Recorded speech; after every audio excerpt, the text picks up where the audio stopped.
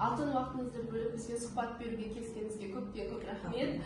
Сонымен сізге қоятын сұрақтарыма көшсем, болашақ қазақ тілі мұғалімдері жасанды интеллектпен жұмыс істеу үшін қандай құзыреттерді меңгеруі қажет? Әдіскер ретінде айтып берсеңіз. Егер жасанды интеллектпен жұмыс жасағыларыңыз келсе, онда ең бірінші ақпараттық құзыреттілікке ие болу керек деп ойлаймын. Өйткені ақпараттық құзыреттілік дегеніміз қазіргі шығып жатқан бүкіл ақпараттық технологияларды сабақтың үрдісінде тиімді пайдалана алу дегенді білдіреді. Сондықтан жаңағы ол алынған ақпаратты өңдеу, оны өзіңнің сабағыңның мақсатына сай тиімді қолдана білу сенен сол технологияны өте мықты білуді талап етеді. Келесі сұрақ қойсам, қалай ойлайсыз, жасанды интеллектінің дамуы қазақ тілінің қолдану аясын кеңейтеді ме, әлде шектейді ме?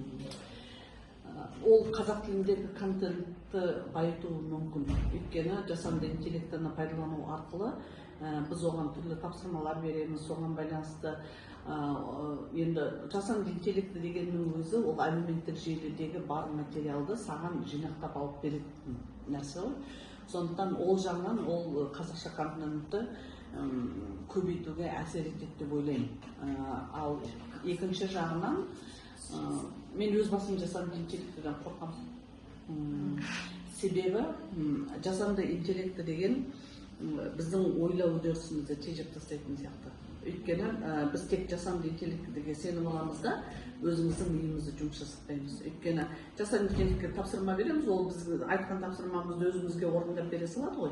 Ал шын мәнінде мысалы қарапайым сен бір сөйлем құрасаң да, немесе мысалы қарапайым тұсаукесер дайындасаң да, сен өзің отырып, өзің жасап, мына жерде не айтам, мына жерде не айтам деген сияқты бүкіл өзіңнің алған біліміңді іске қосып сөйтесің, ізденесің.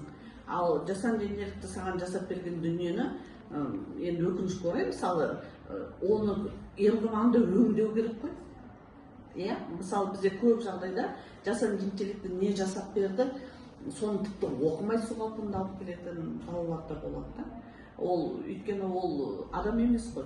Ол жасанды интеллектінің жасап берген дүниесін сен оқып шығып, ол жасанды интеллекті көп жағдайда қате материалдарды береді. Ол қате материалды жөндеу үшін сенің өзіңде білім болу керек. Сондықтан менің қорқынышым жасанды интеллекті біздің ақыл ойымызды тежеп тастай ма деген қорқыныш бар. Біз өзімізден ізденбей, соған тәуелді болып қаламыз. Бірақ жасанды интеллект заман талабы ғой. Барлық мұғалімдер, мектептерде жасанды интеллектті оқыту курстар жүріп жатыр. Сол себепті де тағы осыған байланысты сұрағым бар.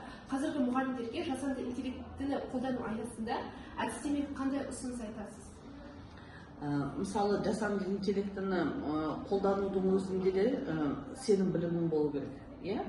Мысалы мен айтар едім, қазір көп жағдайда мұғалім, әрине жасанды интеллект ол мұғалімнің жұмысын жеңілдетеді. Біріншіден.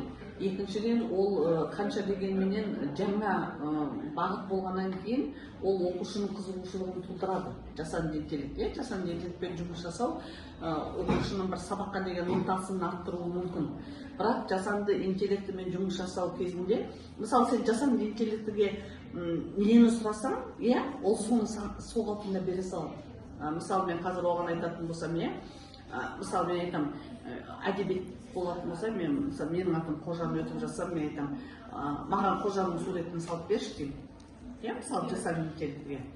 Жасанды интеллекті Қожаның суретін кез келген бір сурет ала салуы мүмкін, немесе әлеуметтік желідегі, мысалы менің атым Қожа фильмі бар, енді оған ол жеңіл болуы мүмкін. Мысалы мен басқа бір нәрсені айтатын болсам, ол маған сол қалпында бере салады да.